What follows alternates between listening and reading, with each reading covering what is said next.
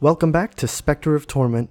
Last time we recruited Propeller Knight and we made our way through the Tower of Fate entrance, and this time we're heading for the final boss, but of course first we have to do one final bit of platforming. Very reminiscent of the other two campaigns as well, although rather than descending like you did in Shovel of Hope and Plague of Shadows, we're instead ascending, which kind of makes more sense because we are in a tower and I assume that we fight her at the top of the tower, but in the other games we descend instead. It's kind of weird, but whatever. This first section where you have to dodge all the blocks Zelda style is actually quite a lot easier as Specter Knight in my opinion. Being able to use the dash slash on the blocks, and also just the fact that the slash doesn't require as much precision as Plague Knight's bombs and has more range than Shovel Knight's shovel. It's just easier for me to dodge the blocks and also outright destroy the blocks. Also, similar to the other campaigns, if you head to the left after beating that block room, then we get the final goodies of the campaign. It's kinda lame still that they had to hide some stuff in the final level. Although, in my opinion, this is the worst case of it, because in the other two campaigns they hide music sheets in the final level, and music sheets only get you money, while in this campaign they hide the last two red skulls there, and red skulls actually get you worthwhile things like curios, or in the case of, well, I'll not spoil what the actual last item is for the red skulls. I'll just say that it's a pretty neat reward. And of course we gotta fight the Enchantress, though in my opinion this is the hardest version of the Enchantress, and this room looks pretty familiar, don't you think? With that destroyed pillar in the back and all this rubble everywhere. This is the same room where Donovan fought with Shield Knight, and he's kind of doing the same thing again, which is pretty interesting. In this version of the fight, it's really difficult to hit the Enchantress. I was about to call her Shield Knight. I guess I wouldn't have been wrong, but for one thing, the arena's floor is a lot lower than with the other two campaigns when you're fighting her. She does create blocks that you could use to jump at her, but she'll easily destroy them, and so can you, because every time you jump you destroy a block. So you're not going to have an easy time hitting her in my opinion. Something that you can do is some specific fireballs of hers, the ones that are swirly and kind of had skulls inside of them. I guess they kind of look like skulls. Those you could dash slash off of. The other ones, if you slash at them, they'll just dissipate, so it doesn't really do that much. Her fireballs do a whole dot of damage, which is pretty intense. I'm not sure if they did that much before. And I think the same is with her dash attacks. They also do one full dot of damage. Which means I must have taken half a dot at some point, because I only have... well, not I only have half a dot left, but I have half a dot in one of them, and I guess it was because I stepped on the fire. Anyway, an easy way to attack her is with the Bounding Skull, which is actually the weapon that they make you use in the challenge for this fight. I decided not to use it. I don't know why. I probably should have. Actually, I think I recorded this... No. I recorded this after completing all the challenges on the 3DS version, so I should have known to use the Bounding Skull. The upgraded version especially, because it can hit her multiple times, it bounces everywhere, and it can attack her while she's below the arena, which is very useful.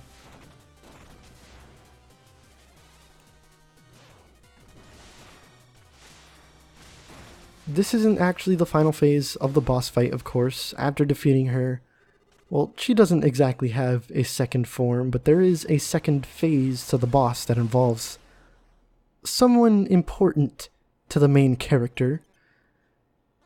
She's going to power up Reese even more so that he can kill us, even though the second phase is actually a lot easier than the first phase. It's probably the easiest of the final bosses in the entirety of the Shovel Knight treasure trove. This is Nightmare Reese, and the entire time that you're fighting, you're on rails, which is really cool and all, but things are so easy to avoid in this, and so easy to hit him, because all you gotta do is pretty much hold forward so that you can catch up to him.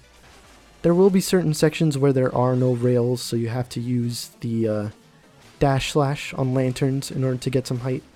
He can also send out projectiles at you. Some of them are just very tiny fireballs that you have to dodge, and some of them are very large fireballs that you can dash slash off of. They look pretty similar to the ones that the Enchantress threw that you could dash off of.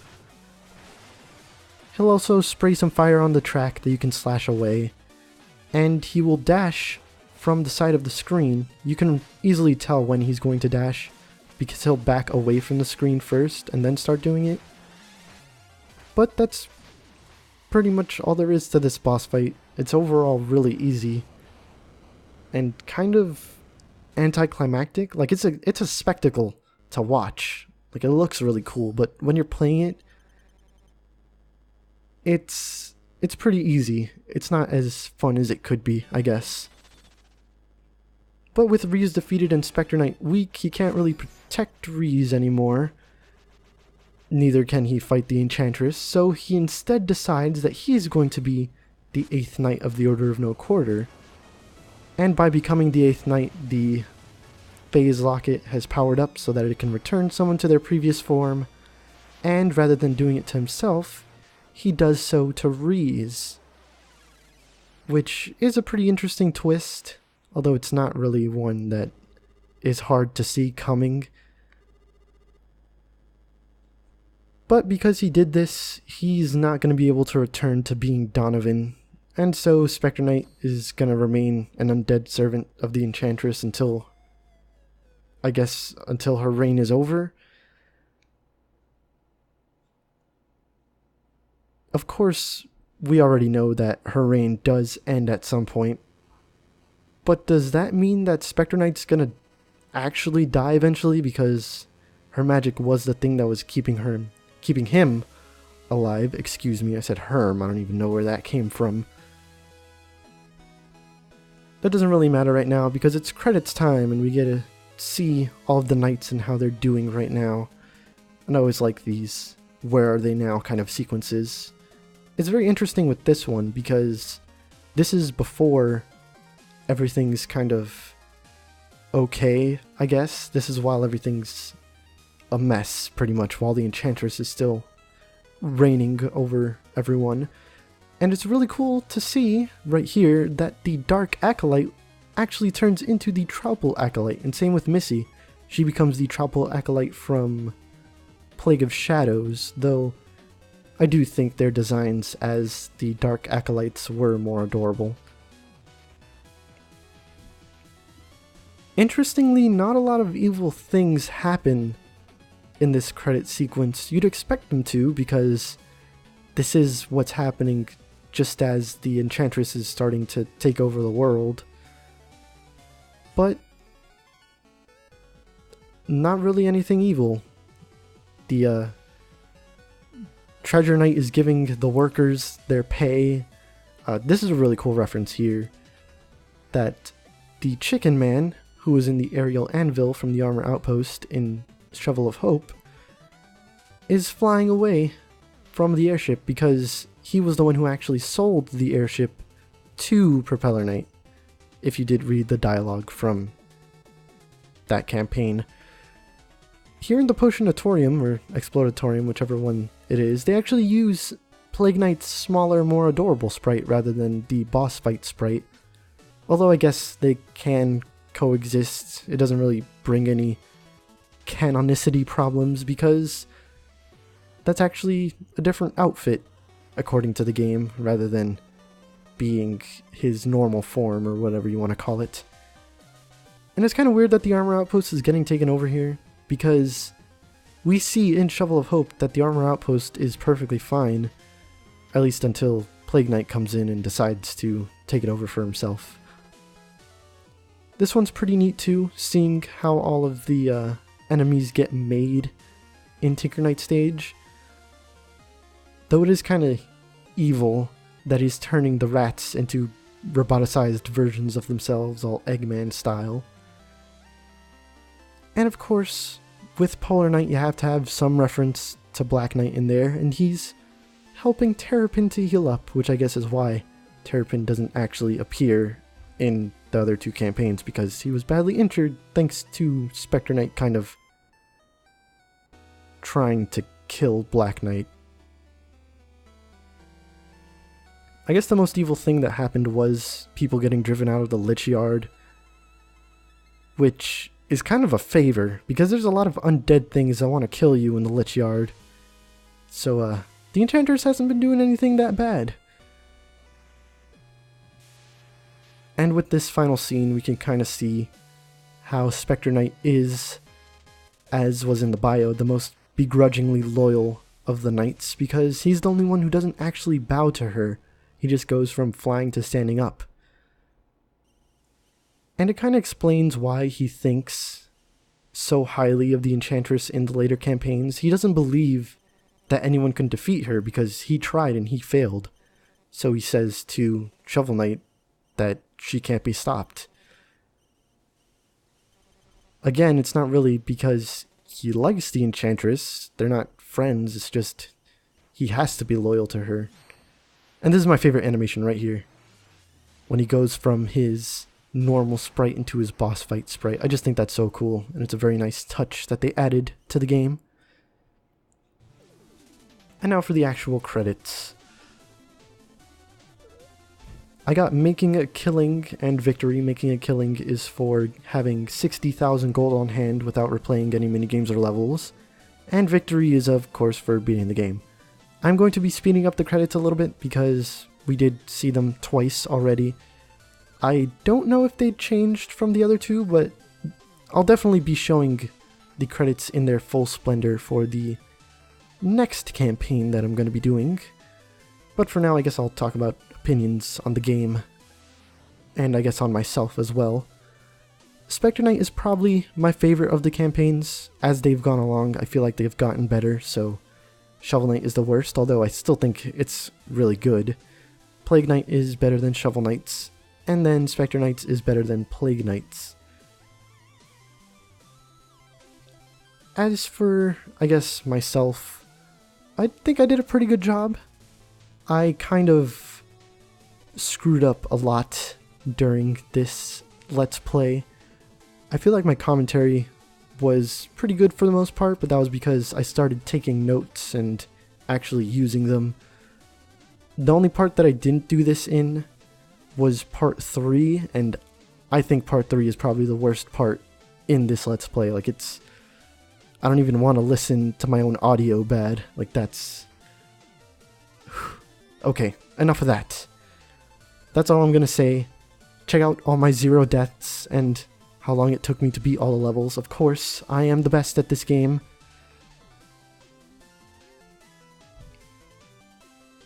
And this was quite a bit shorter than the other two campaigns. Like, the other ones lasted 9 and 10 parts. This one was only 7. I guess that's what happens when you cut out the world map and all those extra kind of bonus levels that you have where you can encounter some bosses or encounter some enemies or jewels on the map. And this room looks kind of familiar. It is both Specter Knight's room and the room where Plague Knight finds the Phase Locket in that hidden extra area that only he has access to, because Specter Knight is actually going to put the Phase Locket in that chest after he's done with this last little memory. And it's technically the earliest memory out of all the ones that we've seen. It's basically Donovan speaking with Lewin about past adventures, and Lewin accepting Donovan as part of the family, essentially. And he gives Donovan his keepsake locket, which eventually becomes the Phase Locket that we all know and love. It kind of brings into question what exactly Specter Knight was going to do with the locket, because Donovan does say here that he promises to protect Reese no matter what, and he did make good on that promise with turning Reese back to normal after defeating him. But it kind of makes you think, what do you think Donovan would have done if Reese didn't come by and he didn't have to use the Phase Locket on him, do you think he would have used it on himself to return himself back to Donovan? Or do you think he would have used it on Lewin to bring Lewin back to life if he did try and find his body or something like that? He does care about Lewin's son more than he cares about himself, so it kind of makes sense that he would try to go for Lewin. He doesn't care about his own well-being as much. But I guess it also makes sense that since there are times where he's been selfish, as we saw with when he went against Lewin's wishes to leave Shield Knight and the amulet alone and ended up killing them both. That was a weird sentence. I'm not sure how I was supposed to end that, but it pretty much got my point across, alright? Specter Knight is both a selfish and selfless man. And I didn't read what that feat was, but it's pretty much for getting all of the red skulls and turning them into red, where, after doing so, we reappear in the room where Specter Knight, well, Donovan became Specter Knight rather, and we get both the Caltrops, Donovan's relic, and the Donovan set, which makes Specter Knight turn back into Donovan. Well, not really turn back into Donovan, more like look like Donovan. He's still technically dead.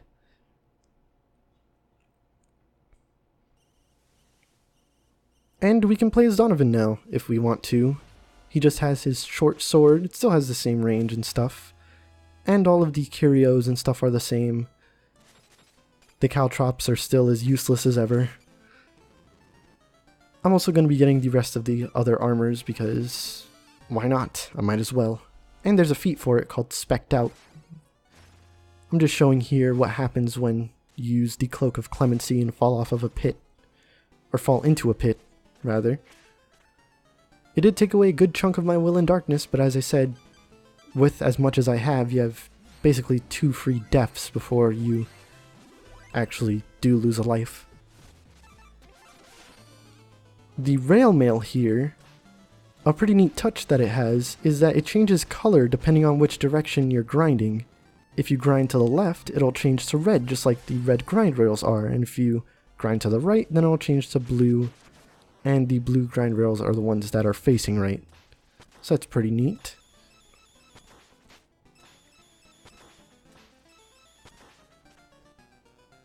I'm gonna talk to Gal again, Gal, I don't know how to say it, to get that Kiss of Death try again. And this time it also doesn't work. But practice makes perfect, so maybe it will eventually.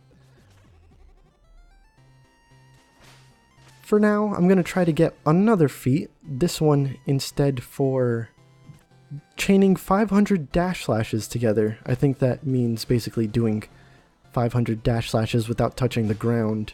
Not all at once though, like accumulated throughout the whole game. And that was it right there, the Harvest of Heights.